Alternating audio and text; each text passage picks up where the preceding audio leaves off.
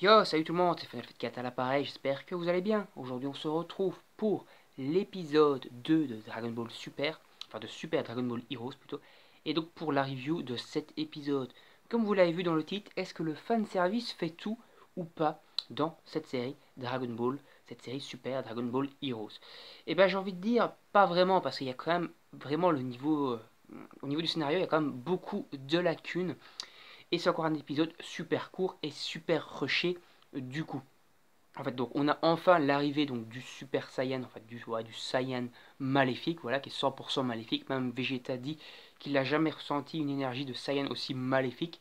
Au final, on ne sait pas vraiment s'il est maléfique ou pas, parce que le mec, enfin ici il est maléfique, mais pourquoi il est maléfique? Comment ça se fait qu'il est aussi maléfique? Comment ça se fait que son aura est comme ça diabolique et tout ça?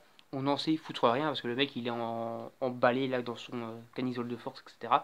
Bon, il se libère pour combattre et tout, mais c'est entre guillemets pas expliqué. Bon, après le combat est super cool, le méchant, donc Kubler, Camber ou Caban, ça dépend en fait, plein de traductions différentes pour ce personnage. Et ben, ce personnage est assez cool, il est assez badass et tout ça. Ses pouvoirs de maléfiques qui peuvent se transmettre un peu comme un virus et rendre d'autres personnes entre guillemets maléfiques et contrôlées par Camber sont assez originales. Et Goku en fait les frais dans cet épisode, c'est-à-dire qu'il se fait manipuler.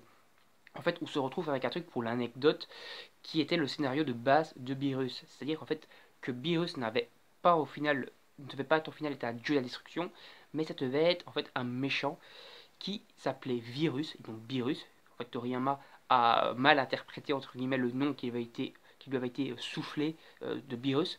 Et donc en fait ça devait être Virus. Et ce virus, en fait, ce personnage devait donner le mal aux membres de la Z-Team, etc. Et les forcer à combattre Goku. Voilà, c'était le même, entre guillemets, délire. C'est de là que venait ce scénario à la base. Et ce scénario a été repris donc dans Super Dragon Ball Heroes pour l'implémenter à Camber, qui aura donc au final le rôle, entre guillemets, de virus qui donne le mal à la Z-Team, ici en l'occurrence à Goku. Bon, après ici dans cet épisode, truc super rushé et tout ça, c'est qu'en fait d'un coup Trunks débarque avec Koola. Au final, Koola a retourné sa veste, il est entre guillemets du côté de Trunks et de la Z-Team. On comprend pas vraiment pourquoi, c'est mal expliqué, voilà, donc d'un coup, hop, il est devenu gentil, entre guillemets. On lui dit que Freezer, entre guillemets, était devenu plus fort que lui, parce qu'il était devenu Golden Freezer. On ne sait pas vraiment expliquer, en fait, comment ça lui est dit et tout ça. Finalement, du coup, il pète un câble, il s'énerve, il s'en sort en Golden Koola, parce qu'il dit, si mon petit frère y arrive, j'y arrive aussi, il devient Golden Koola, et il attaque Camber et Goku qui est possédé. Après, on continue le scénar. Là, encore un truc sorti derrière les fagots. D'un coup, Mai, elle sort des potalas comme si elle les avait pondus. Pouf, des petits potalas. Elle les jette à Goku et Vegeta. Et pouf, il y a Végéto. Alors, comme je le disais dans le titre, donc est-ce que le fanservice fait tout? Parce que du coup, on a un Super Saiyan maléfique overcheaté qui arrive à donner le mal aux gens, donc qui s'inspire entre guillemets du scénario de base de Beerus, donc voilà, super fanservice. On a un Golden Koola pour les fans de Koola, ça fait sens et c'est super cool, donc voilà, super fanservice. On a un Goku qui devient maléfique, à nouveau entre guillemets Black Goku 2.0 parce qu'il est possédé par Camber. Donc voilà, fanservice overcheaté encore. On a un Trunks qui va combattre à nouveau un Mirai Trunks au full niveau de ses capacités contre donc Camber.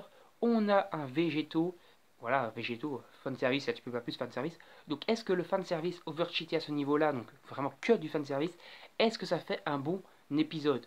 Et j'ai envie de dire, comme je vous l'ai dit, pas vraiment, parce que quand on voit le scénario, bah, il tient sur un timbre poste et ça n'a ni queue ni tête au final. Surtout qu'au final, donc Goku et Vegeta ici présents sont censés venir de Dragon Ball Super, donc où Koola n'est pas canonique, qui n'a jamais été combattu, parce que les films ne sont pas canons de l'œuvre principale et de l'œuvre Dragon Ball Super, DBZ voit Dragon Ball, en tout cas du manga papier. Donc voilà, donc, Vegeta n'est pas censé faire la réflexion, oh c'est Koola, parce qu'il n'est pas censé le connaître tout simplement, parce qu'il n'existe pas dans cette timeline. Donc voilà, donc même le délire entre guillemets des timelines univers parallèles n'a plus ni queue ni tête, parce que Koola n'est pas censé être connu par Vegeta. À moins que Vegeta, enfin dans la timeline entre guillemets de Vegeta et Goku et de Dragon Ball Super quoi, en règle générale, Koola a peut-être existé, il a peut-être été le frère de Freezer, mais il est peut-être mort avant. Il a peut-être pas eu le film, mais il est peut-être mort dans le passé très, très lointain, donc voilà. Mais Vegeta le connaissait parce que bah, il était membre de l'armée de Freezer, même si c'était forcé entre guillemets, il était esclave de Freezer. Donc il connaissait peut-être Koola, ou peut-être que Koola a existé dans la timeline qu'il existe encore même dans la timeline principale de Dragon Ball, mais qui en fait il n'a jamais été attaquer la Terre pour venger la mort de son frère et de son père. En fait, ils s'en bat les couilles et qui vit dans l'espace. Et ça n'aurait ni queue ni tête parce qu'au moment où ils veulent ressusciter Freezer, Sorbet, plutôt que de se faire chier, aller sur Terre et tout, il aurait dû aller chercher Kula et lui dire tiens Kula, entraîne-toi et viens nous aider. Voilà, ça aurait été beaucoup plus logique. Donc ça n'a entre guillemets ni queue ni tête. Mais bon, après on voit des beaux combats, on voit des beaux trucs et au final, Super Dragon Ball Heroes, il faut juste le prendre comme ça, comme un truc qui en met plein les yeux, qui met plein de fanservice, mais où le scénario, et ben au final, il faut s'en foutre parce que bah, ça n'a ni queue ni tête, tout simplement. Donc on va s'arrêter ici pour cette vidéo. À part ça, encore un petit point, l'animation est quand même super sympa et les musiques qui n'ont rien à voir avec les musiques officielles de Super Dragon, enfin de Dragon Ball, Dragon Ball Z et même Dragon Ball Super, c'est tout à fait un autre créateur, interprète de musique quoi. Et bah franchement, ça fait quand même bien le café. Il se débrouille très bien. D'après ce que j'ai entendu, c'est celui qui fait les musiques également de Black Clover. Et franchement, c'est quand même un bon musicien. Franchement, les musiques sont bien sympas. Donc on va s'en arrêter là. N'hésitez pas à commenter, donner votre avis sur l'épisode, sur la vidéo en elle-même.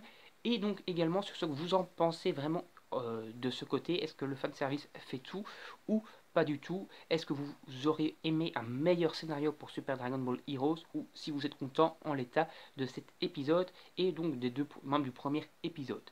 N'hésitez pas également à liker la vidéo, à la partager, à vous abonner pour ne rien manquer et également pour avoir les notifications, à activer la petite cloche. Moi je vous dis salut, à la prochaine, on se retrouve pour une prochaine vidéo de manga, d'anime, voire de jeux vidéo. Salut salut!